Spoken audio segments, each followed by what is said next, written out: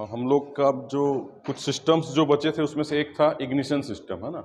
और एक चीज़ ये था कि इग्निशन सिस्टम में हमको ये समझना है कि दो टाइप का था। जब इंजन जो था, एक स्पार्क इग्निशन था और एक आपका क्या था, कंप्रेशन इग्निशन, जो एसआई और सीआई इंजन जो है ना। लेकिन फिर हम लोग को ये भी याद रखना है कि हमारे में हमेशा क्या होगा, कंप्रेशन इग्निशन ही है। मतलब ट्रैक्टर जो है वो पेट्रोल से चलता नहीं, डीजल से चलता। लेकिन क्योंकि ये आपके सिलेबस में है, कोर्स में है, इसलिए हम लोग को थोड़ा सा इसका ओवरव्यू पता होना चाहिए, ठीक है। जो क्वेश्चन बहुत कम इससे आएंगे, क्योंकि अब डीजल इंजन में है तो, और स्पार्क प्लग वाला या स्पार्क इग्निशन तो है नहीं इसमें, तो मोस्टली इससे क्वेश्चन नहीं आते। फिर भी इन केस पूछ लिया तो हमको कम से कम कॉन्सेप्ट इसका पता होना चाहिए, ठीक है। तो इग्निशन सिस्टम में क्या था, मतलब जो देखो क्या हो रहा था कि अभी जैसे हम लोग इसमें एक बार इसका डेफिनेशन देख लेते हैं। तो ये क्या हो रहा है, fuel mixture of IC engine must be ignited in the engine cylinder at the proper time, ठीक है। मतलब इग्निशन सिस्टम का कॉन्सेप्ट ये है ना कि सही समय पे जो इग्निशन हो तब वो काम का है इंजन पे, ठीक है। तो मतलब हमारे जो अरेंजमेंट्स होंगे वो इस तरीके से होना चाहिए कि जैसे ही आपका पहला स्ट्रोक खत्म हुआ, सक्शन, फिर कंप्रेशन होगा, तो उस समय पे दोनों के केस में, पेट्रोल और डीजल दोनों के केस में क्या होगा, सही टाइम पे इग्निशन होना चाहिए ना, ठीक है। और फिर क्या बोल रहे हैं, arrangement of different components for providing ignition at the proper time in the engine cylinder is called ignition. मतलब इसमें जो अलग अलग कई प्रकार के कंपोनेंट्स होंगे ना, जो जिनको अपन एक पूरा कोलैबोरेट करके एक सिस्टम बनाएंगे, जो फिर प्रॉपर टाइमिंग, जिसका सब एम क्या होगा, उसी टाइम पे ही इंजेक्ट करे, ये उसका पूरा अरेंजमेंट होता है, ठीक है। तो अब जैसे स्पार्क इग्निशन है, तो आप लोग याद करो फिर स्पार्क वाला क्या था, जिसमें मतलब इसमें क्या होता है, देखिए हमको पता है स्पार्क इग्निशन में वो होगा स्पार्क प्लग, ठीक है, वो तो ठीक है, वो हमको पता है। लेकिन स्पार्क प्लग का काम क्या है, तो वो क्या कर रहा है, वो एक परफेक्ट टाइम पे इलेक्ट्रिसिटी प्रोवाइड करा रहा है open gap in each cylinder, ठीक है ना। मतलब हमको पता है, ठीक है, स्पार्क प्लग लगा होता है, लेकिन उसका काम क्या है, वहां पे वो क्या कर रहा है, एक प्रकार से इलेक्ट्रिसिटी प्रोवाइड करा रहा है। अब वहां पे क्या है, बैटरी से, मतलब हमारा जब आप अपन कंपोनेंट्स देखेंगे तो उसमें से एक कंपोनेंट है बैटरी। तो अब बैटरी का यूज वही है, वहां पे वो क्या कर रहा है, इलेक्ट्रिसिटी प्रोवाइड करा रहा है, ठीक है। तो स्पार्क इग्निशन में अपन ये तो समझ गए कि हमारा काम क्या था, ये उसमें जो मेन फैक्टर है वो क्या है, स्पार्क प्लग है, और वो क्या प्रोवाइड कर रहा है, इलेक्ट्रिसिटी, ठीक है। क्यों, तो start burning with maximum efficiency, ये इसका कॉन्सेप्ट है, मतलब, ठीक है। अब आते हैं हम लोग स्पार्क इग्निशन, इसको आप लोग बस थोड़ा सा ओवरव्यू जानिए, क्योंकि ये बताया ना, जैसे ट्रैक्टर में तो स्पार्क इग्निशन इंजन होता ही नहीं ना, लेकिन क्योंकि वो हमारे सिलेबस में और हमको टाइप्स में पढ़ना पड़ता है उसको, ठीक है। तो कॉन्सेप्ट अब इसमें क्या है, देखिए मेन क्या होता है, दो टाइप के होते हैं ये। जैसे क्वेश्चन पूछ सकता है कि जो मान लीजिए मैग्नेटो टाइप इग्निशन सिस्टम है, वो किसका है, स्पार्क का है कि कंप्रेशन का है, ऐसा वो घुमाने के लिए पूछ सकता है, ठीक है। तो दो टाइप के स्पार्क इग्निशन होते हैं, पहला क्या है, बैटरी इग्निशन, और दूसरा है मैग्नेटो इग्निशन, ठीक है। अब इसमें हम लोग पहले देखते हैं बैटरी वाले में। तो इसमें मतलब जिसका जो बेसिक डिफरेंस है वो कंपोनेंट्स को लेके है, कि किसी चीज में ये कंपोनेंट्स है, किसी में वो है, इस टाइप से। तो अगर आप इसका डायग्राम देखोगे तो ये हमारा क्या है, बैटरी, ठीक है। इसमें एक और कंपोनेंट आता है आपका जो इग्निशन कॉइल, जो ये लिखा हुआ है, ठीक है। तो इसमें क्या हो रहा है, बैटरी वाले सिस्टम में क्या कर रहे हैं कि battery supplies the power to the entire system, ठीक है। जो मेन बेसिक कंपोनेंट है वो उसमें कौन सा है, बैटरी है, जो एज अ नाम पे ही उसका बैटरी इग्निशन है, ठीक है। फिर क्या हो रहा है, ignition switch turns engine on. अब हम लोग क्या करते हैं, जैसे ही गाड़ी स्टार्ट करते हैं तो उस समय से क्या होता है कि वो इंजन को, मतलब उसका मेन एम क्या है, इग्निशन स्विच का इंजन को ऑन करना, ठीक है। उसको ऑफ करोगे तो इंजन ऑफ हो जाता है, ठीक है। फिर जो इसमें कॉइल लगे रहते हैं वो क्या कर रहे हैं, ट्रांसफॉर्म कर रहे हैं वोल्ट्स को, ठीक है। इसमें जो कॉइल किसमें रहेगा, इग्निशन कॉइल, ये इसके पर्पसेस हैं। जैसे अब मान के चलिए बैटरी से ये किसमें गया आपका, इग्निशन कॉइल में। तो कॉइल में क्या होता है, वाइंडिंग लगे होते हैं, प्राइमरी वाइंडिंग, सेकेंडरी वाइंडिंग, हमको उतना डिटेल में नहीं जाना। तो उसका काम क्या है, यहां पर से फिर वो ट्रांसफॉर्म कर रहा है किसको, वोल्ट, मतलब करंट के उसमें ट्रांसफॉर्म करेगा।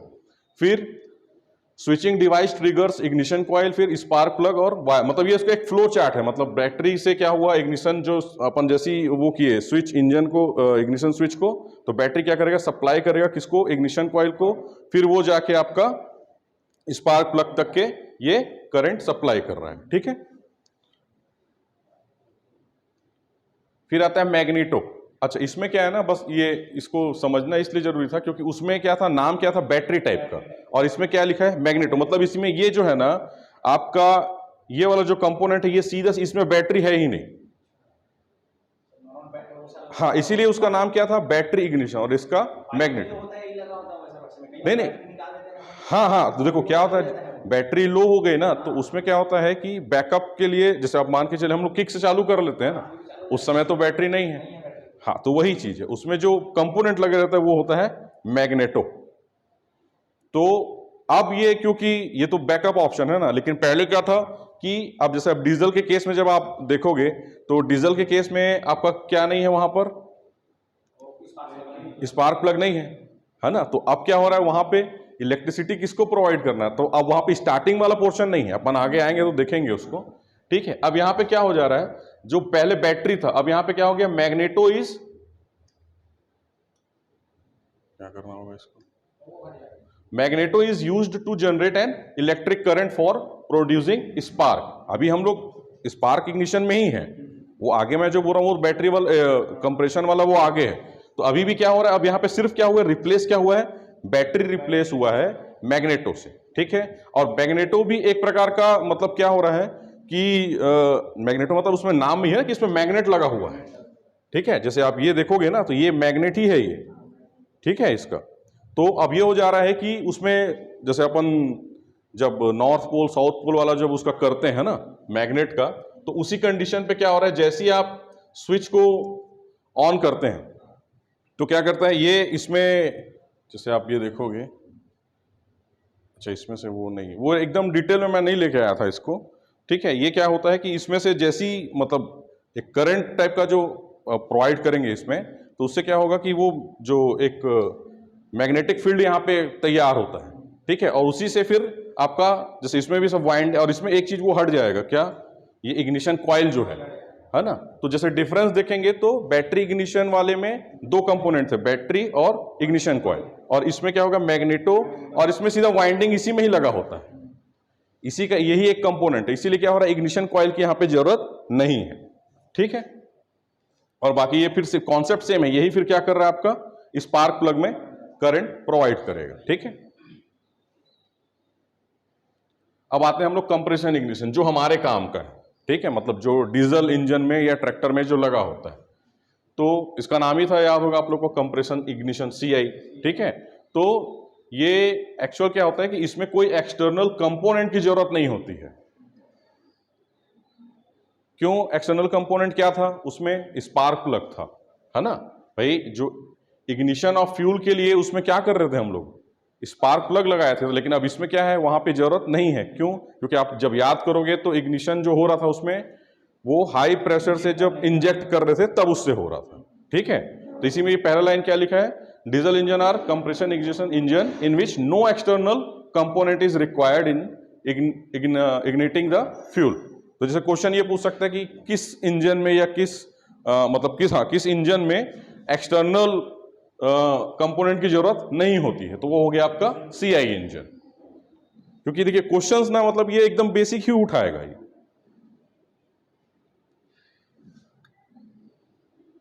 और आप लोगों को याद होगा, जो फ्यूल, जो diesel is injected into the combustion chamber through the nozzle या injector, the fuel is ignited. ठीक है, जो वही था कि फ्यूल अपन क्या करते थे, कंप्रेस जब एयर में ही फ्यूल इंजेक्ट करते थे तब फिर उसमें इग्निशन होता था।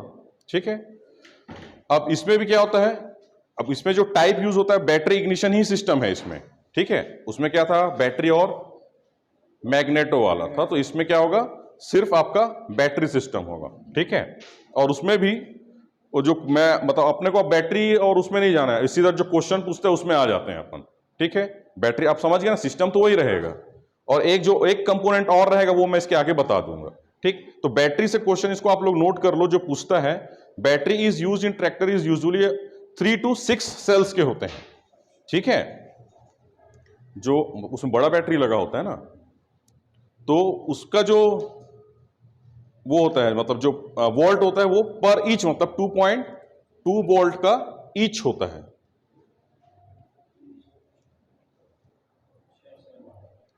3 to 6 सेल्स होते हैं, और इसका जो वोल्ट होता है वो कितना, एक जो है, मान लो एक जो सेल है आपका वो 2.2 वोल्ट्स का होता है। ये क्वेश्चन पूछ लेता है कभी, इसको आप लोग नोट कर लो, ऑनलाइन वाले भी थोड़ा हाईलाइट कर लेना इसको, जो लोग इसमें जुड़े हैं। और एक क्वेश्चन आता है कि जो उसमें जो बैटरी में जो यूज होता है वो किसका मिक्सचर होता है, सल्फ्यूरिक एसिड और डिस्टिल्ड वाटर का। तो जो उसमें लिक्विड हम लोग यूज करते हैं, हाँ हाँ वही, अब हम लोग बैटरी का पानी या सिर्फ डिस्टिल वाटर बोल देते हैं उसको, तो उसमें एक और केमिकल रहता है, वो है सल्फ्यूरिक एसिड। और एक क्वेश्चन जो आता है ये सबसे इंपॉर्टेंट है, मतलब इसमें दो क्वेश्चंस बनते हैं कि एक, जब बैटरी फुल्ली चार्ज हो, ठीक है, तो उसका स्पेसिफिक ग्रेविटी कितना होता है, ये डायरेक्ट डेटा पूछता है। तो इसका आंसर है 1.280। जब बैटरी फुल्ली चार्ज हो, जैसे हम लोग बैटरी को फुल चार्ज किए और उसको मेजर करेंगे तो इसकी स्पेसिफिक ग्रेविटी कितनी होगी, 1.280। और वैसे ही एक जो दूसरा क्वेश्चन आता है वो ये कि जब, मतलब ऐसा, मतलब उसकी वैल्यू बताइए जब बैटरी गेट्स फुल्ली डिस्चार्ज, तो जब वो या 1.150 या उससे नीचे चला जाएगा तो उसको कंसीडर किया जाएगा कि बैटरी फुल्ली डिस्चार्ज हो चुकी है। तो ये दो वैल्यू को आप लोग याद रखना, ये डायरेक्ट क्वेश्चन आता है।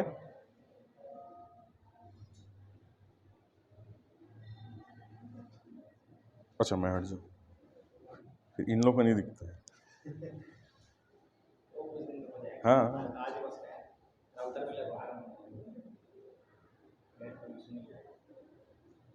पूरा एकदम नोट नहीं करना है अपने को, मेन मेन को नोट करना है। हाँ क्योंकि क्वेश्चन हिंदी इंग्लिश दोनों में रहेगा ना, अपने को पूरा सेंटेंस लिखने से क्या है। और ये तो आज यहाँ तक का आज प्रोवाइड मैं पूरा शुरू से ना, ये मतलब जो पीडीएफ है 72 पेजेस का है, पीपीटी जो है, तो उसको सीधा आज डाल देना।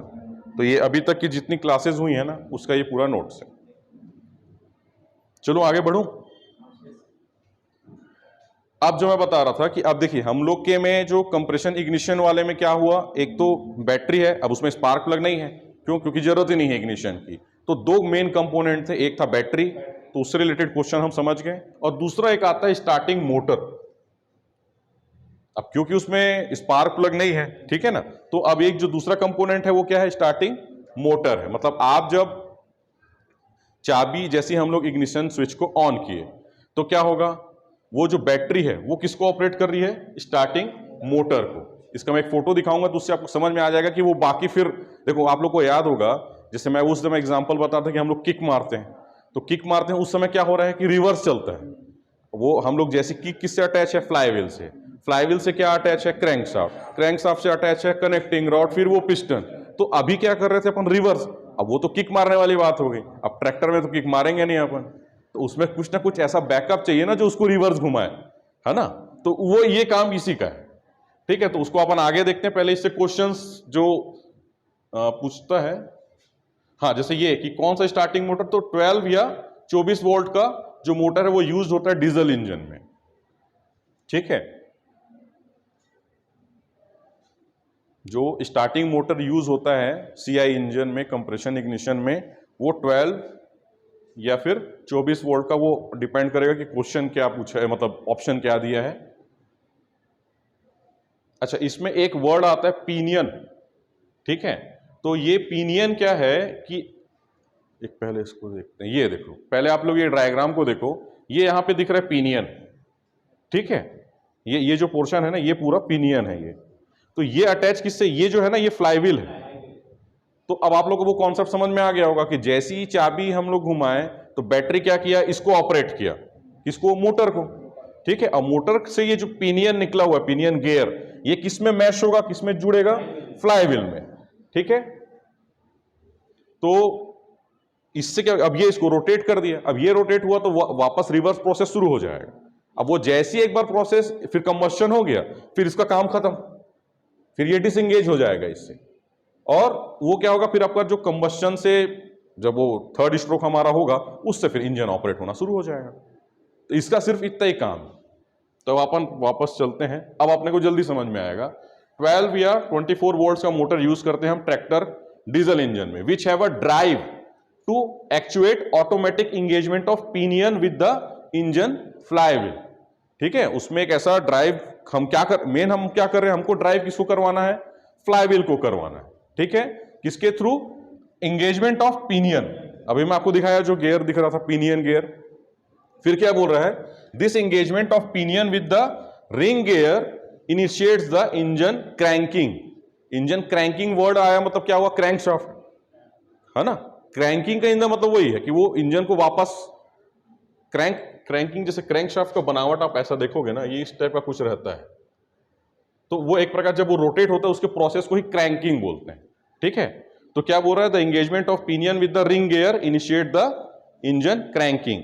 Once the engine is started the pinion is disengaged from the ring gear. देखो ये मैं बता रहा था आपको, जैसे इंजन स्टार्ट हो जाएगा वो डिसएंगेज हो जाएगा, अब उसका काम खत्म हुआ, इनिशिएट करना, हाँ स्टार्ट करने का प्रोसेस ही उसका है बस। ठीक है, फिर the motor should generate sufficient power to crank the engine by moving the piston against the heavy loads. मतलब देखिए इसीलिए क्या हो रहा है कि ये जो 12 या 24 वोल्ट मतलब इतना हाई वोल्ट का इसमें इसलिए लगाया गया है क्योंकि किसी भी कंडीशन में चालू करना है ना उसको। भाई लोड कंडीशन क्या हुआ, मान लीजिए हमारा ट्रैक्टर, तो अभी सिर्फ ट्रैक्टर है तब भी वो चालू होगा, लेकिन जब उसमें लोड बढ़ जाएगा, मतलब अपन उसको किसी चीज से, या आप खेत में इंगेज कर लिए, मशीन लगा है, अटैच है, तब भी उसको चालू करना है, तब क्या हुआ, लोड तो बढ़ गया ना। तो उस केस में मतलब वो उसको इतना इफिशियंट होना जरूरी है कि वो लोड के, हैवी लोड के कंडीशन में भी आपका वो मोटर जो है वो ट्रैक्टर को चालू कर सके। ठीक है, तो ये डायग्राम है, तो ये इससे आपको क्लियर हो गया होगा। ठीक है, अब आते हैं हम लोग, अगला सिस्टम है गवर्नर। गवर्नर क्या होता है, गवर्नर ऑफ छत्तीसगढ़, मतलब ये वर्ड हम लोग वहीं यूज,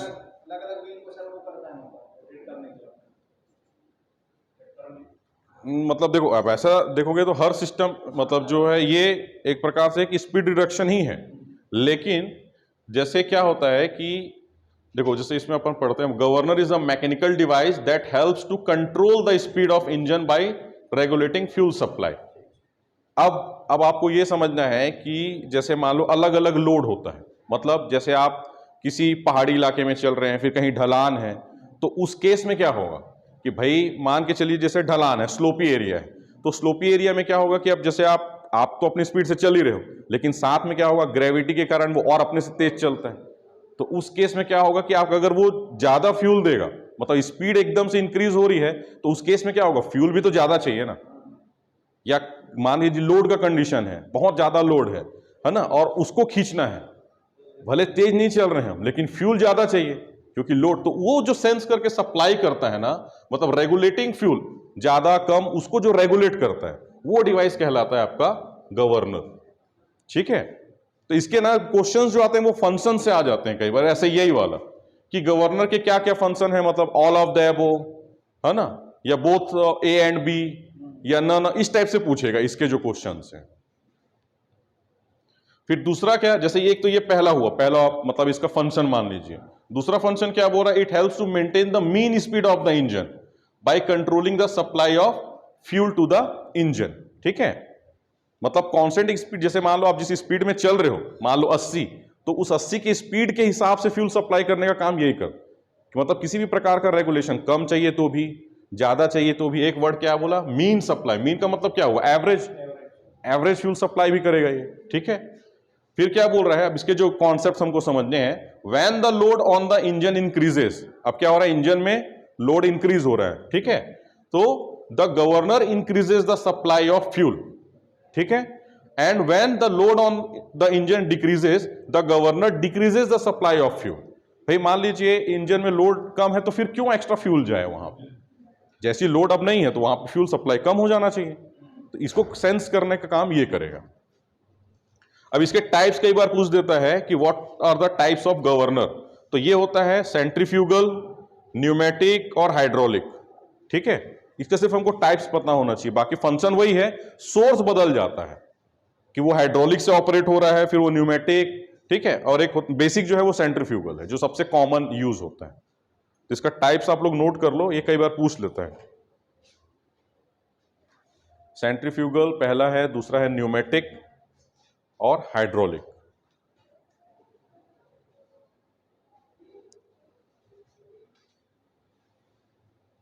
तो हमको जो याद रखने वाली चीज यही है कि ये रेगुलेट कर रहा है फ्यूल सप्लाई, फिर मीन स्पीड को मेंटेन करता है। जब लोड इंक्रीज होता है उस समय क्या कर रहा है, सप्लाई ऑफ फ्यूल को इंक्रीज कर रहा है, और जब लोड डिक्रीज हो रहा है तो सप्लाई ऑफ फ्यूल को डिक्रीज कर रहा है। ये इसका कॉन्सेप्ट है। आगे बढ़ू। ये देखो, आप डायग्राम देख रहे होगे ना, इस पे क्या हो रहा है कि अगर आप देखोगे तो ये एक प्रकार ये बॉल्स है ना, ये जो दोनों तरफ फ्लाई बॉल्स, तो अब ये जो हो रहा है, ये आपका जो फ्यूल का फ्लो है, ये इस तरफ फ्यूल जा रहा है, ठीक है। तो अब क्या हो रहा है कि अब ये क्या कर रहे हो, अब ये जो बॉल दिख रहा है ना, तो यहीं से ये रेगुलेट करेगा।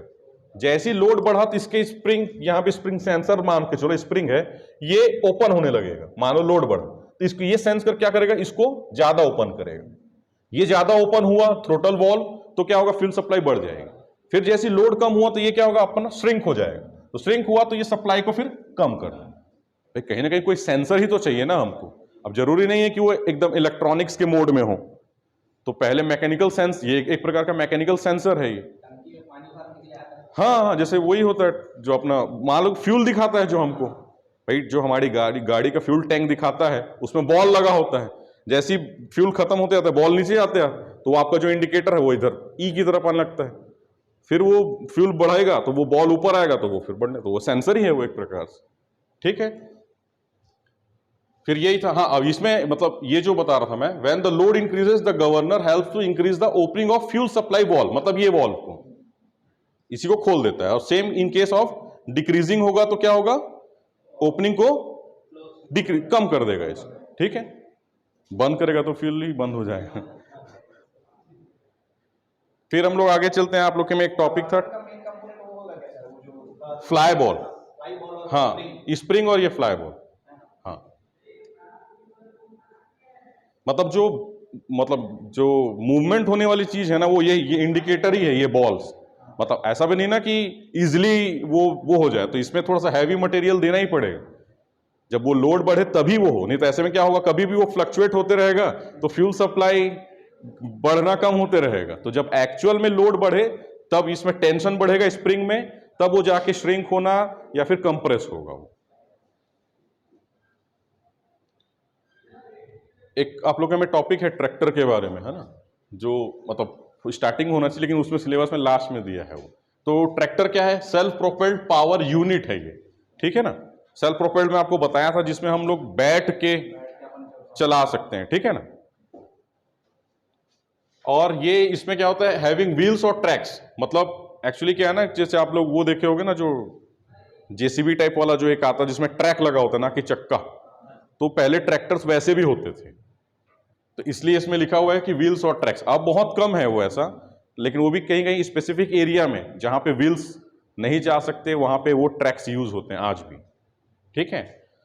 तो इसमें क्या बोला था प्रेजेंट, ये मतलब हमको भी इसका बेसिक बस समझना है। जैसे कि मेन ये था कि हाँ, इससे क्वेश्चन ये आता है कि इंडिया में फर्स्ट ट्रैक्टर मैन्युफैक्चरिंग कंपनी कौन सी थी, तो वो है आयशर गुड अर्थ, मेसर्स आयशर गुड अर्थ, ठीक है। 1960 के आसपास इसका शायद डेटा होगा, आगे हम लोग देख लेंगे। आयशर का देखे होंगे ना ट्रैक्टर, हाँ, तो वही फर्स्ट कंपनी है जो इंडिया में मैन्युफैक्चरिंग स्टार्ट की थी।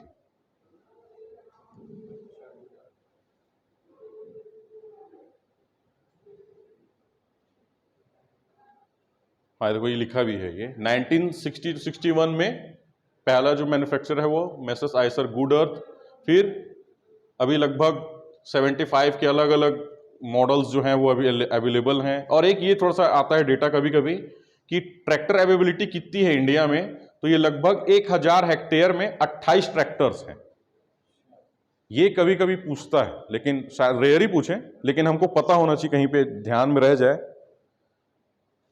जैसे एक वर्ड आप लोग देखे होगे ना, फॉर्म पावर अवेबिलिटी, तो वैसे ही टाइप का ये है ट्रैक्टर अवेबिलिटी।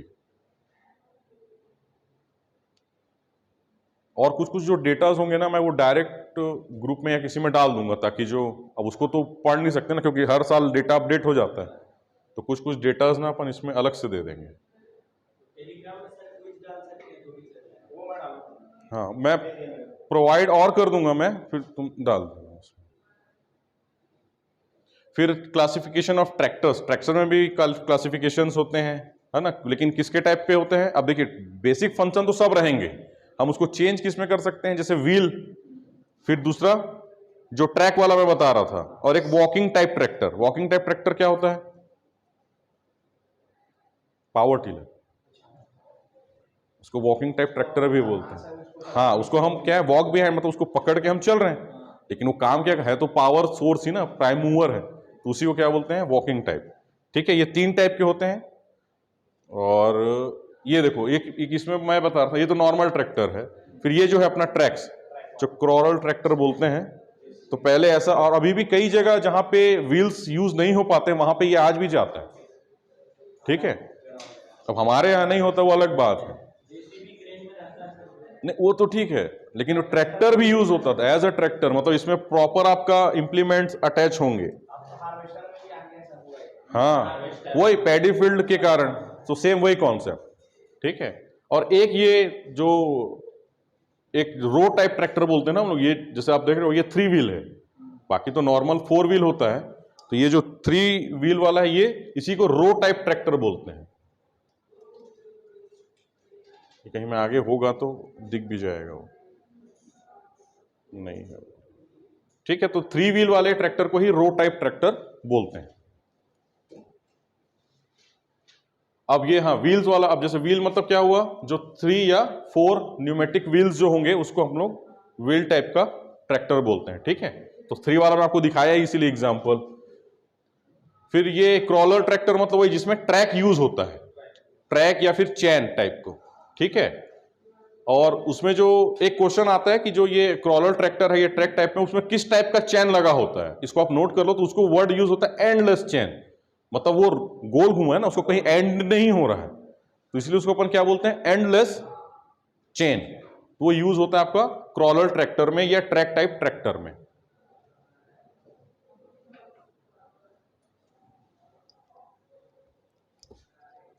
फिर आपका पावर टिलर। पावर टिलर क्या है? मैं आपको जैसे बताया, power tiller is a walking type tractor.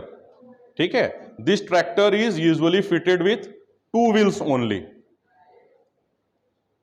और क्या बोल रहा है? The direction of travel and it's control for field operation is perform by the operator. मतलब अब इसमें ये हो जा रहा है ना कि उसमें क्या होता है कि ट्रैक्टर में वो आदमी बैठा है, अब वो स्टीयरिंग से कंट्रोल कर, और यहां पे वो खुद ही हैंडल से पकड़ के उसके डायरेक्शन को वो बदल रहे। ठीक है, वॉकिंग बिहाइंड द ट्रैक्टर, मतलब एक तो वो होल्ड करके उसके पीछे चल के वही उसके डायरेक्शन को डिसाइड कर रहे हैं। ठीक है, तो ये बेसिक है, इनको आपको बस समझना है कि क्या होता है करके।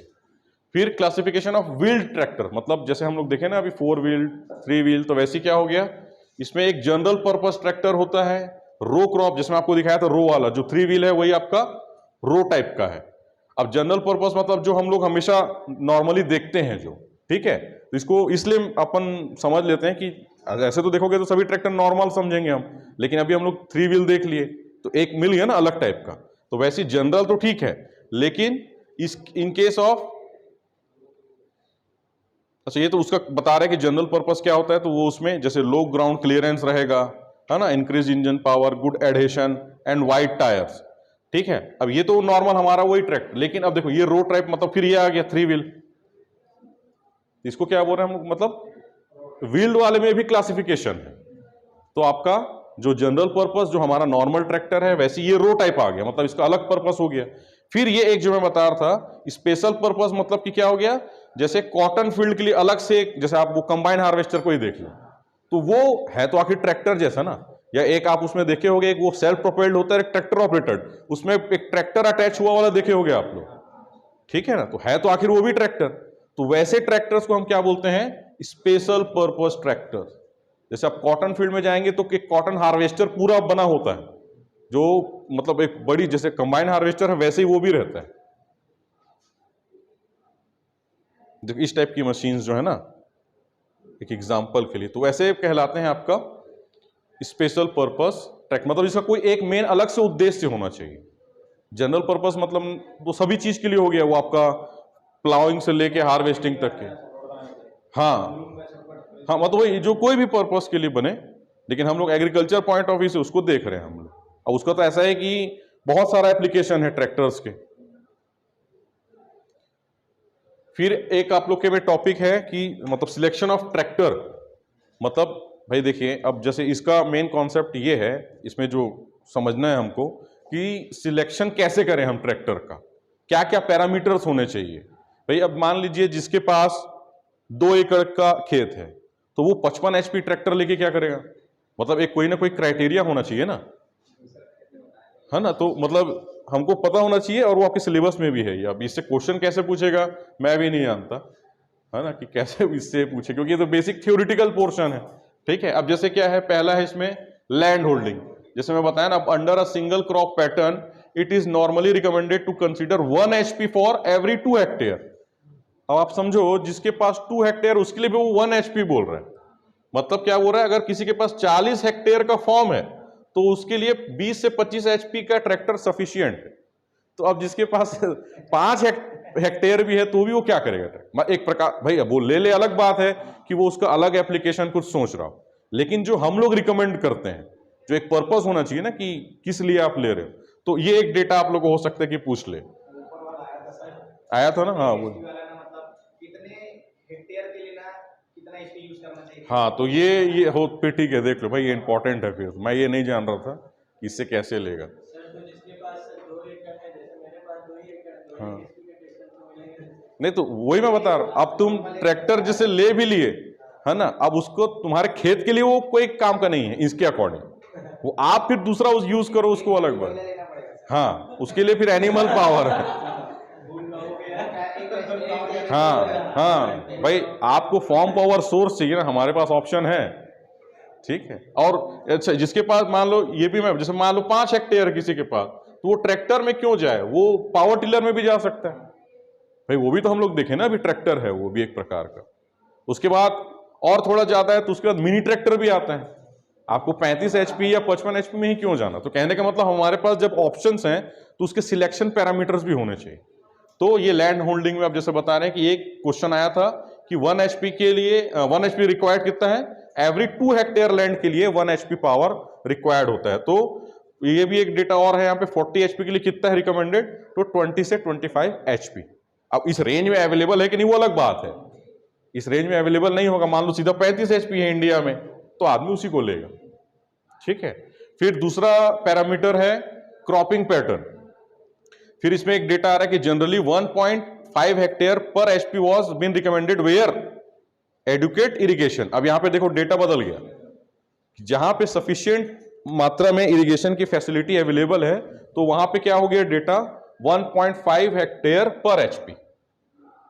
ठीक है,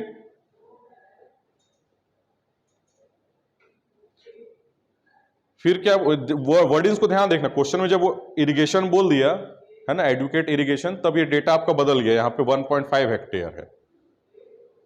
और एक कंडीशन और क्या बोल रहे कि मोर देन 1 क्रॉप बीट ले। भाई अब इरिगेशन फैसिलिटी तो सीधी बात है कि वो पॉलीक्रॉप की तरफ जाएगा, एक से अधिक क्रॉप लेगा वो। ठीक है, फिर देखो यहां पे भी 30 से 35 HP, फिर यहाँ पे 40 हेक्टेयर के लिए, क्योंकि मैं इसका कारण मैं बता रहा हूं क्योंकि इंडिया में इस रेंज का अवेलेबल नहीं है। भले रिकमेंडेड ये है, एक्चुअल में रिकमेंडेड साइंटिफिकली ये है 20 से 25 HP, लेकिन जो इंडिया में अवेलेबल है वो आपका 30 से 35 HP के रेंज में आता है। हम लोग बोलते हैं भले 35 HP का ट्रैक्टर है, लेकिन जब एक्चुअल देखोगे तो 32, 33 कुछ रहता है थियोरिटिकली। तो ये डेटा उसको थोड़ा सा ध्यान रखेंगे, इन लोग घुमा के पूछ सकते हैं क्वेश्चन को। ठीक है,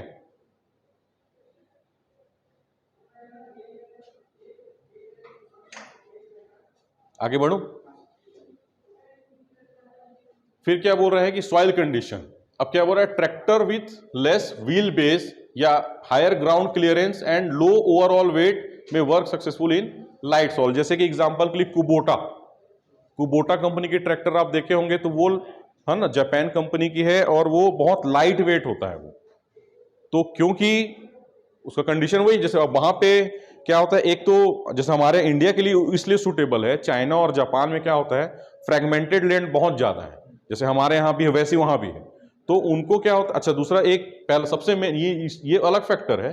एक सबसे मेन फैक्टर होता है कि ट्रैक्टर के साथ या कोई भी हैवी इंजन ना, एक ये शिकायत है इंजीनियरिंग पॉइंट ऑफ व्यू से कि वो कॉम्पैक्शन बढ़ा रहा है ना, तो आगे चल के हमारे फील्ड के लिए वो एक मतलब हार्मफुल चीज है। जैसे मान लीजिए जो ऑर्गेनिक कंटेंट है या माइक्रो ऑर्गेनिजम्स हैं, उस पॉइंट ऑफ व्यू से ये हो रहा है कि उसमें कॉम्पैक्शन बढ़ते जा रहा है।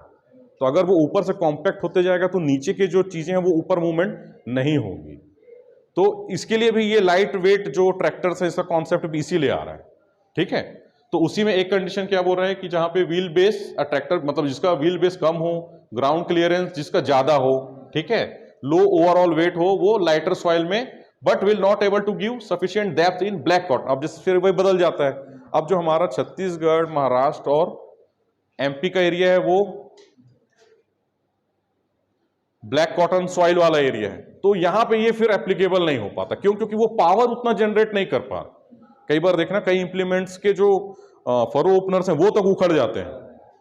तो इसका मतलब क्या हुआ कि भाई वो उतना पावर मतलब उतना ज्यादा वो हार्ड है, वो उसका जो रिएक्शन है सॉइल रिएक्शन बहुत ज्यादा है, तो उस केस में फिर ये सक्सेस नहीं हो पाता। कौन सा? लाइट वेट वाला।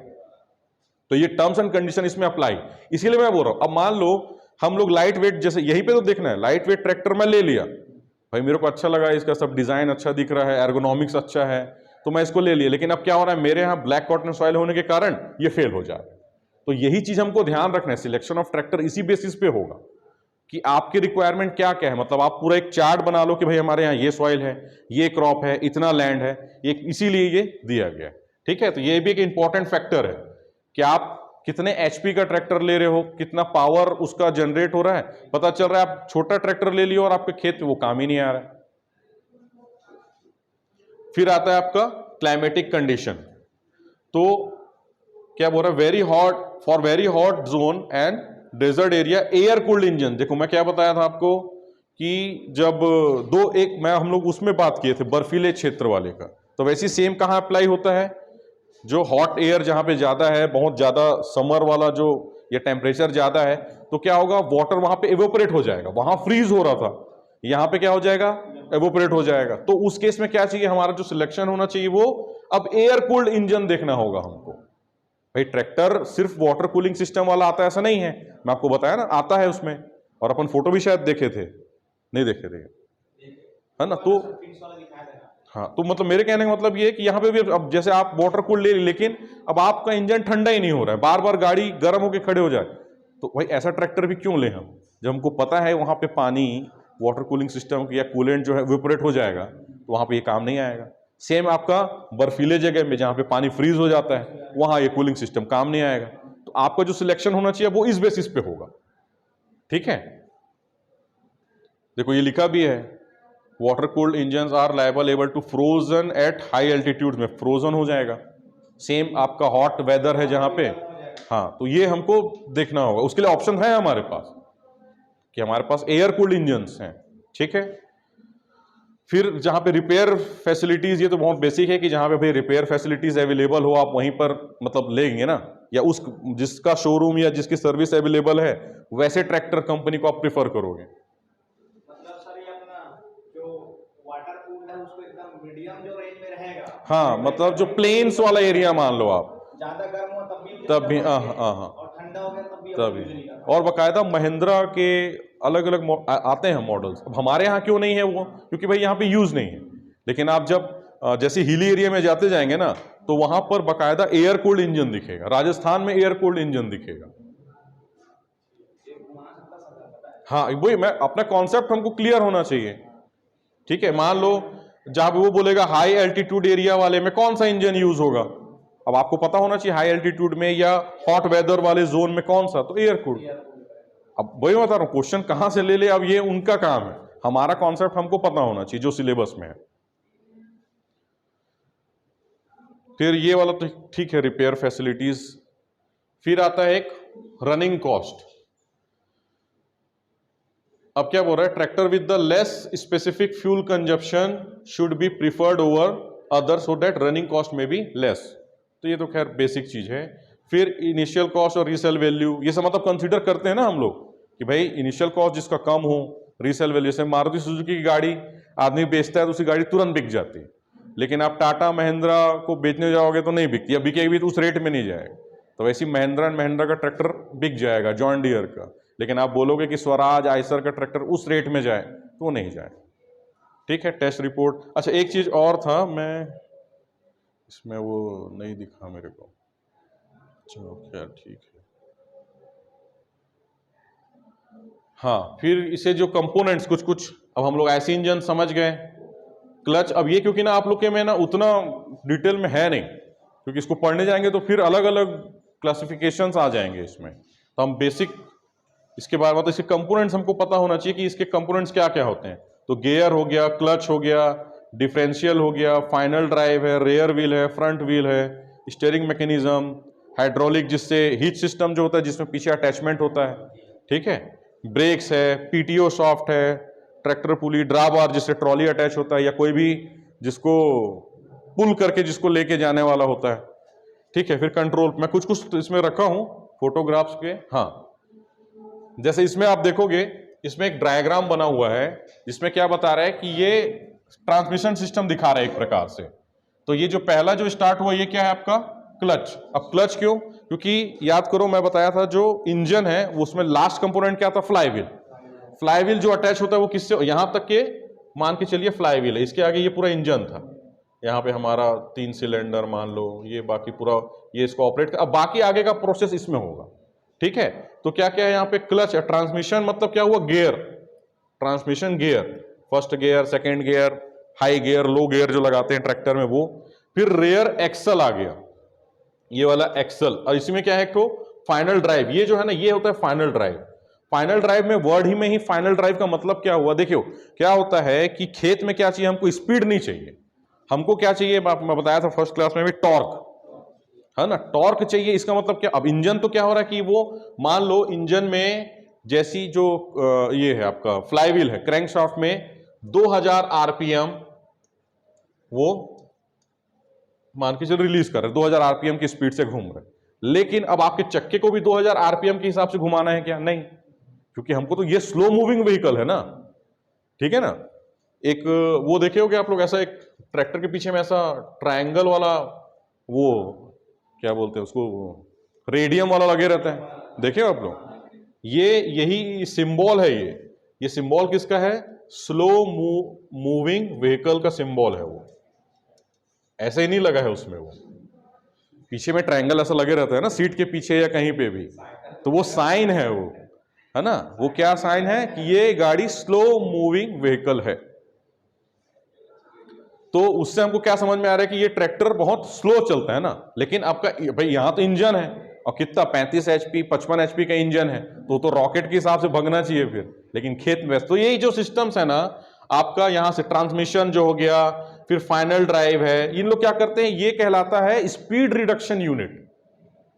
इतने यहां पे अगर आप कहीं फोटो में है ना, ये दिख रहा होगा, ये है, ये देखो, ये फाइनल ड्राइव गियर, ये दिख रहा है, ये गियर है इसका, ये टॉप व्यू है। तो सोचो इतना बड़ा गियर यहां पे क्यों लगा है, क्योंकि इसका मतलब क्या है, बड़ा गियर होगा तो वो लेट से घूमेगा, और इसको घुमा कौन रहा है, छोटा गियर। तो छोटा गियर क्या होगा भाई, जैसे छोटा गियर जब 2 बार घूमेगा तब वो जाके एक बार बड़े गियर को घुमाता है, तो उसका क्यों लगाए हैं हम उसको, क्योंकि हमको स्पीड को रिडक्शन करना है, ठीक है ना। तो इसीलिए क्या बोलते हैं आपका जो फाइनल ड्राइव, मतलब ये कहलाता है सब स्पीड रिडक्शन यूनिट। इसी का देख लेते हैं, फाइनल ड्राइव गियर को ही देख लेते हैं, ब्राउजर कनेक्ट है ना ये, तो इसमें क्या ब्राउजर में आना है,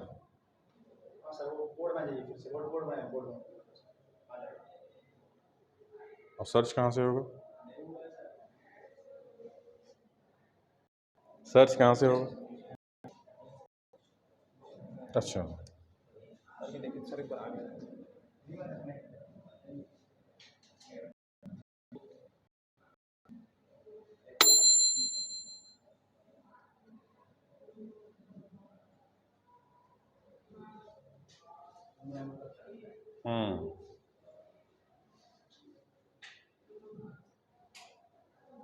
प्लस में क्लिक करिए सारा है प्लस।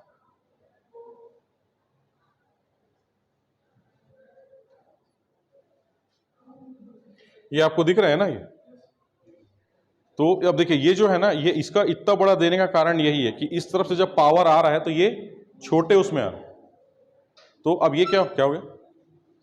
तो ये छोटा, ये जो है ना, अब ये क्या कर रहा है इसका, हम मैं आपको बताया ना, हमारा काम क्या है, हमको स्पीड रिडक्शन करना है। तो अब क्या होगा, मान लीजिए ये जिस स्पीड से घूम रहा होगा, अब ऐसा नहीं कि ये इसी स्पीड पे इसको घुमा लेगा, हाँ ये स्लो घूमेगा। अब ये क्या होगा, आगे का अटैचमेंट जो है फिर उसको क्लिक कीजिए सर, वहां पर नीचे में ये सर। अब इसमें देखो यहां पे अब क्या होगा, अब ये जब स्लो होगा तो आपके जो व्हील्स वाला जो पोर्शन है वो स्लो घूमेगा, ठीक है ना। तो मतलब आपको कॉन्सेप्ट को समझना है कि जैसे इंजन, अब हमारे पास इंजन क्योंकि पावर भी चाहिए, लेकिन वो क्या कर रहा है, सेम टाइम में स्पीड भी दे रहा है, लेकिन हमको स्पीड को रिड्यूस करना है, इसलिए हम लोग गियर रिडक्शन यूनिट, मतलब जो आपका हमारा गियर ही यहां से शुरू हो जाता है, जो आपका जो ये ट्रांसमिशन लिखा है ना, ये गियर से ही शुरू हो जाता है स्पीड को रिड्यूस करने का काम।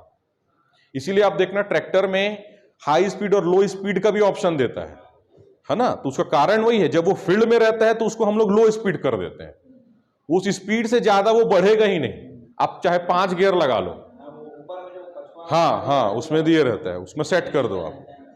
तो उसका भाई उसका पर्पस यही है कि अगर वो मान लीजिए ऑपरेटर ज्यादा एक्सीलेटर भी देगा तो, लेकिन क्या है, हमारा जो वर्क है वो यूनिफॉर्म होना चाहिए ना, चाहे आप टीलेज कर रहे हो चाहे आप स्विंग कर रहे हो, अगर कहीं पे आप स्लो चल रहे हो कहीं पे तेज चल रहे हो तो उससे क्या होगा, यूनिफॉर्मिटी नहीं आएगी।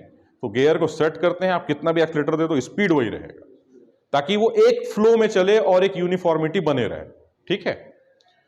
जैसे अगर मान लीजिए स्पीड को कम कर देते हैं हम लोग, स्पीड हाँ, रिड्यूस हो जाएगा तो टॉर्क बढ़ जाता है। टॉर्क बढ़ जाता है, वो इन्वर्सली प्रोपोर्शनल है, ठीक है।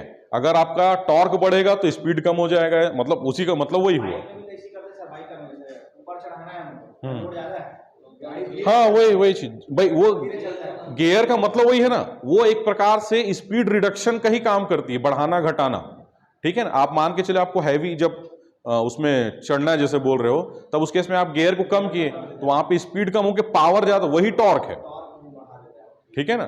टॉर्क जो है वही आप, मतलब देखो टॉर्क का यूनिट क्या होता है, न्यूटन मीटर में होता है, मतलब 1 मीटर मान लीजिए किसी में लगने वाला फोर्स है, एक प्रकार का फोर्स हुआ ना वो, ठीक है। टॉर्क जो होता है एक प्रकार का फोर्स ही है वो।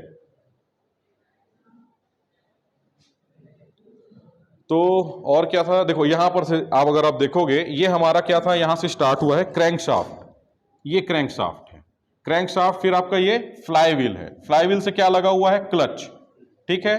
फिर ये आपका आ गया गियर बॉक्स, गियर बॉक्स में मतलब आपका इसमें दिया हुआ है, आप वही जो फर्स्ट गियर सेकंड गियर जो हम लोग लगाते हैं, ठीक है। फिर ये आगे किस में जा रहा है, ये बेवल पिनियन जो भी हम लोग फोटो देखे थे वो, फिर ये आपका आ गया, ये पूरा गियर आ गया आपका पूरा, जो जिसमें आपका रिड्यूस होगा। फिर इसके बाद ये किस में जाएगा, फाइनल ड्राइव में, फाइनल ड्राइव के बाद फिर ये आपका एक्सल आ गया, रेयर एक्सल, फिर इसमें टायर लगा होगा, ठीक है। तो हमको इसका फ्लो समझना है कि वो क्या क्या कंपोनेंट्स होते हैं। ये आपका पीटीओ है ना। और क्या देखना था इसमें, डैशबोर्ड, जैसे डैशबोर्ड में ये सब दिया रहता है ना, फ्यूल इंडिकेटर रहता है, आवर इंडिकेटर रहता है, टेम्परेचर गेज होता है ना। अच्छा, इसमें जैसे हमारे में ट्रैक्टर में ये होता है ना कि आवर गेज एक लगा होता है, मतलब कितने घंटे चला है वो, मतलब हमारा जो रिपेयर एंड मेंटेनेंस होता है ना वो आवर के हिसाब से होता है, ठीक है ना। इसमें किलोमीटर के हिसाब से नहीं होता। तो उसमें लिखे रहते हैं कि 100 आवर्स के बाद आप ये करेंगे, 150 के बाद ये, 500 के बाद ये, इसलिए इसमें क्या होता है कि आवर मीटर ही लगा होता है, ताकि वो आपको सीधा बता देता है कि आपकी ट्रैक्टर इतना घंटा चल चुका, ठीक है। और तो बाकी बेसिक, हाँ ये हमारा पावर टीलर जो हम लोग इसको वो बोले थे, वॉकिंग टाइप ट्रैक्टर, ठीक है। तो इसके कुछ कंपोनेंट्स हैं, जैसा अब ये इंजन तो सेम रहेगा, ठीक है ना, ये इसका इंजन हो गया। ये यहां पे देखो एयर फिल्टर दिख रहा है, और क्या दिख रहा है यहां पर से, ये इंजन बता रहा है, ये एग्जॉस्ट पाइप हो गया। फिर अच्छा, इसमें हम लोग देखते हैं कि ये जो है ना, यहीं पर एक्सीलेटर लीवर होता है, ये अब इसको आप चला रहे हैं भाई, मैं इसको हाथ से ही चला रहा हूं तो मतलब मेरे हाथ में सब चीज होना चाहिए, ठीक है। वहीं पर क्या होगा, एक्सीलरेटर भी है, वहीं पर क्लच भी है, ठीक है। तो आपको इस तरफ दिखेगा ये मेन क्लच लीवर, और यहाँ पे गियर लीवर, मतलब यहां पर से ये जो है ये गियर शिफ्ट करेगा, यहां पर लगे रहता है। आप जैसे उसको खींच के ऐसा सेट करेंगे ना अपन, जैसे कार का यहाँ पे करते हैं या ट्रैक्टर का, तो उसका वहां पे दिए रहेगा, यहां से सेट करते हैं, ठीक है। उसी समय सेम टाइम पे ही करना है, हाँ लंबा दिए रहता है, वो ये गया ही हुआ है ये। और इससे जो एक ना क्वेश्चन आता है, मैं देख रहा था उस समय, ये एक्चुअली क्या है, इसमें रोटरी वाला ही बस ऑप्शन होता है ना भाई। इसमें क्या करेंगे हम लोग, जैसे पावर टिलर क्या होता है, सिर्फ रोटरी मोड में ही काम कर पाता है। अब वो चाहे मशीन खुद रोटेट करे या फिर वो अपने शाफ्ट के थ्रू रोटेट कराए। तो इससे जो क्वेश्चन आता है, power tiller have a rotary unit for field, मतलब इसमें कौन सा यूनिट लगा होता है, तो रोटरी यूनिट पावर टिलर का, ठीक है। किसी भी फील्ड ऑपरेशन के लिए ये किस मोड में काम करता है, तो वो है रोटरी मोड में।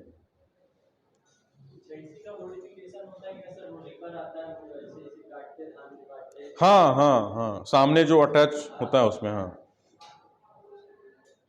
उसको हम लोग देखेंगे जब मशीनरी वाला पोर्शन आएगा ना। फिर ये देखो इसमें लिखा है rotary tines are used in rotary unit for soil cutting and pulverising purpose. तो जहां पे पावर टिलर आया ना, तो उसमें रोटरी याद रखो आप लोग, किसी ना किसी चीज में वो वर्ड भले कुछ बदल सकता है, लेकिन रोटरी वाला मोड ही ऑप्शन में आएगा। उसी से कुछ ना क्वेश्चन ऐसे ही आते हैं। स्विच को जो ऑन करते हैं ना, हाँ उसका टाइमिंग पूछा है।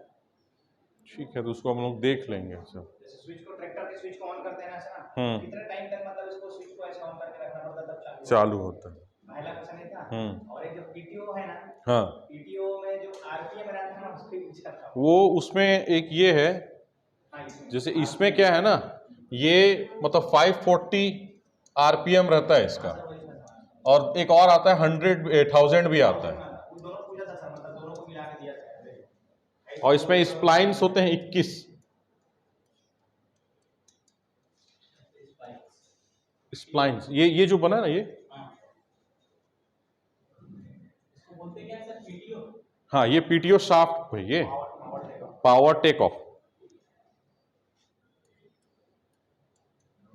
पीटीओ शाफ्ट बोल लो।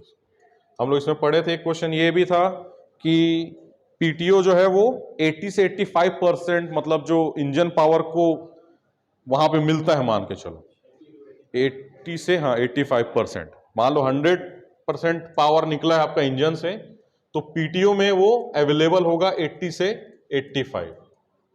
इसीलिए जो हैवी मशीन्स हैं उसको देखना पीटीओ से ही चलता है वो।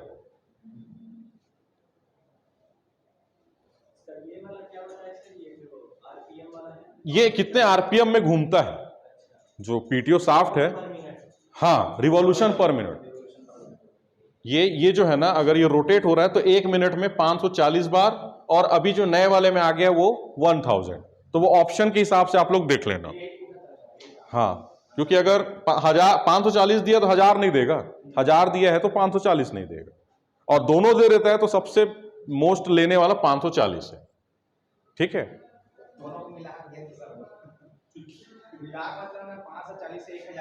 हाँ तो अब देखो वो घुमा दिया वहां पे, तो हमको जब पता होगा कि अगर ये सिर्फ ये दिया है तो इसको, दोनों दिया है तो इसको, और दोनों का मतलब रेंज दे दिया है तो फिर ये दोनों ही रहेगा। दोनों दिया तो 540 हाँ हाँ, अगर 1000 और वो अलग अलग ऑप्शन में दे दिया है तो 540 को ही मारना, क्योंकि वो स्टैंडर्ड है, वो बहुत कम ट्रैक्टर्स में 1000 होता है, ठीक। और इससे जो क्वेश्चंस होंगे ना जो छूट जा रहा है इसमें डिस्कशन में, अब देखो क्वेश्चन तो ऐसे है कि वो कहीं से कुछ भी पूछ सकता है, क्योंकि इंजीनियरिंग का सिलेबस बहुत ब्रॉड है, और एग्रीकल्चर के पॉइंट ऑफ व्यू से, फिर कॉम्पिटिटिव पॉइंट ऑफ व्यू से हम लोग उतना पढ़ेंगे तो फिर वो सिलेबस कभी कवर ही नहीं होगा। तो जो एडिशनल क्वेश्चंस हैं, जिसको भी मिले, मेरे को भी मिले, तो मैं शेयर कर दूंगा इसमें, ठीक है। तो आज की क्लास मेरी यहीं तक है। हाँ हाँ हाँ बताओ। नहीं वो पीटीओ कनेक्ट, ये जो है ना, वो डायरेक्ट इंजन से एक शाफ्ट निकला होता है, और हमारे जो बैक साइड में सीधा ये निकला होता है। जैसे मैं वो जैसे मान लीजिए ये इंजन है ना, तो जैसे जहां पे मान लो हमारा क्रैंक शाफ्ट वगैरह जो था ना, तो एक शाफ्ट जो है वो डायरेक्टली निकल के जाता है, वो उसका कोई अटैचमेंट किसी भी मतलब जैसे गियर रिडक्शन यूनिट या क्लच उससे नहीं, वो डायरेक्ट इंजन से निकल के हमारा पीटीओ के लास्ट की तरफ निकलता है ये। जैसे इसमें हम देखते हैं, हाँ हाँ,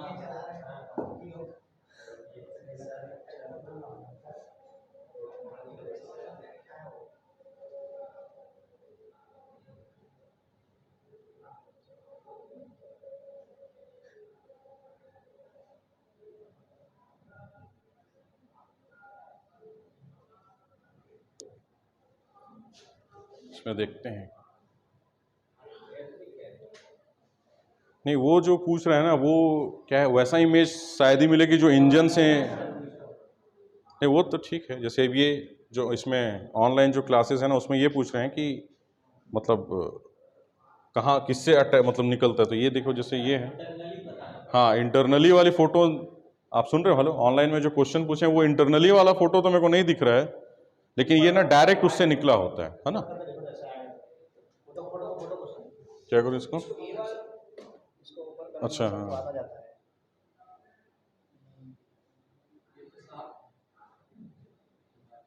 ये तो इसका वो मतलब सॉफ्ट है, उसको जो कनेक्ट करने वाला।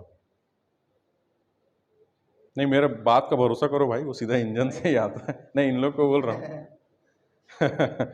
ठीक, फोटो क्या है, वो ऐसा है ना कि वो मुश्किल है कि वो देखिए एक साफ्ट मेरे को दिख रहा था जो थोड़ा मैं बता रहा हूँ।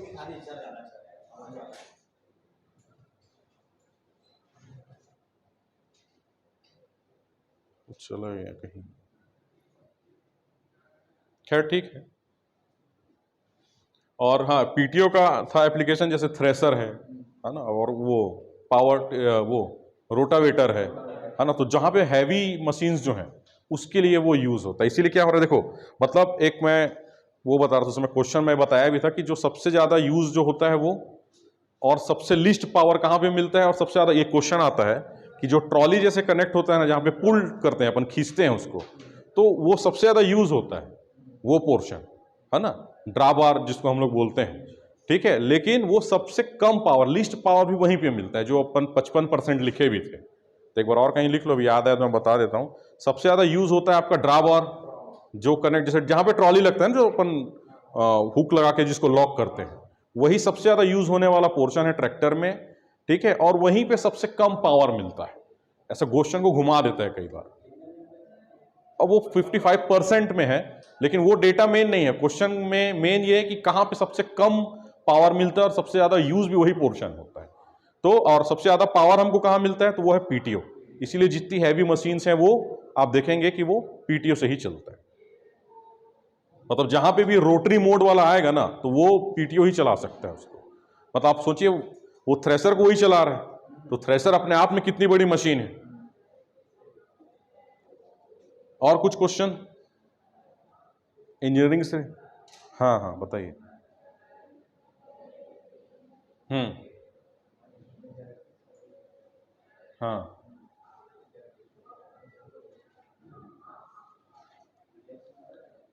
20, हाँ हाँ,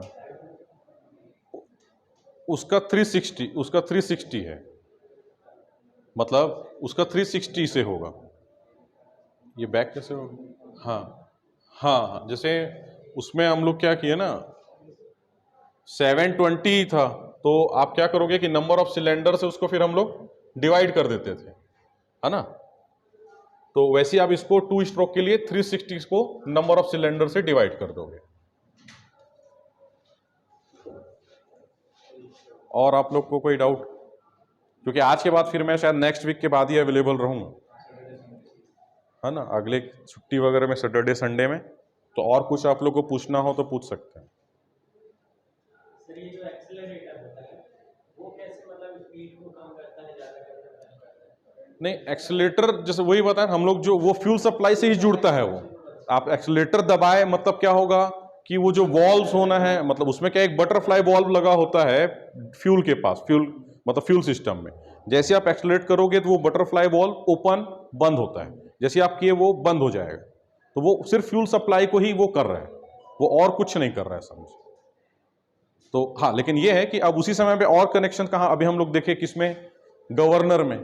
तो गवर्नर का काम वही है, आप एक्सीलरेटर आप ही दोगे भाई। जैसे आप मान लीजिए ढलान है जहां पे, तो आप एक्सीलरेटर पे पैर हटा लोगे ना, है ना। तो उसी समय क्या करेगा, फ्यूल लेकिन जाना है वहां, तो वो काम फिर कौन करेगा, आपका जो गवर्नर है। उस ट्रैक्टर में सर उसमें आता है, मतलब ढलान जब आता है ना, तो गाड़ी आप कुछ मत करो, खुद ही स्लो हो जाती है। हाँ हाँ हाँ, अपनी चीज तो वही है ना, तो उसमें वो काम करेगा। वो काम, वो चीज जो है आपका, मतलब आप उसको बाइक से या अपन कार से कंपेयर ना करें, उसमें एडिशनल कुछ ना कुछ फंक्शंस हम लोग जो पढ़ रहे हैं ना, वो दिया रहता है ट्रैक्टर में भी। तो फ्यूल सप्लाई को कम करना है अब, ठीक है ना। अब वही बात है, हम तो गियर सेट कर दिए हैं, अब वो तो आप एक्सीलरेटर कम दो या ज्यादा दो, ट्रैक्टर तो उतना ही चलेगा ना। तो उस केस में फिर फ्यूल सप्लाई मेंटेन करने का काम गवर्नर करता है, ठीक है। हम लोग उसमें पढ़े भी थे, अगर मतलब लोड कम होगा भाई, जैसे लोड बढ़ रहा है तब के केस में क्या होगा, लोड आप जो ढलान है वहां लोड कम हो गया, तो फ्यूल सप्लाई वो क्या करेगा, कम करेगा, क्योंकि फ्यूल सप्लाई भी ज्यादा होगा तो वो और तेज भी चलेगा ना। तो वहां पे तो हमको उल्टा करना है, तो वही चीज। और बताइए, और छोटे छोटे बहुत सारे क्वेश्चंस आता है, जैसे एयर प्रेशर को लेके, कितना चक्के का प्रेशर, मतलब इन्फ्लेशन प्रेशर, मतलब हवा कितना होना चाहिए, सब फिर वो डेटा है। तो वो सब हम लोग एक आध बार ऐसे क्वेश्चंस को ना एक अलग से क्लास में अपन सॉल्व करते चलेंगे, सीधा मैं आंसर बताते जाऊंगा, क्योंकि वो ऐसा है कि उसको रटना पड़ेगा हमको डेटा, कि भाई चक्के में इतना प्रेशर होना चाहिए, मतलब उसमें कोई सेंस नहीं है। उसमें भी ये आगे चक्के का अलग है, पीछे चक्के का अलग है, ठीक है। चक्के के साइज में भी डिपेंड है। हाँ, तो उसका जो क्वेश्चंस डायरेक्ट आते हैं कि रेयर ट्रैक्टर के रेयर व्हील का इन्फ्लेशन प्रेशर कितना होगा, तो वो हम पढ़ लेंगे। ऐसे क्वेश्चन बहुत सारे हैं।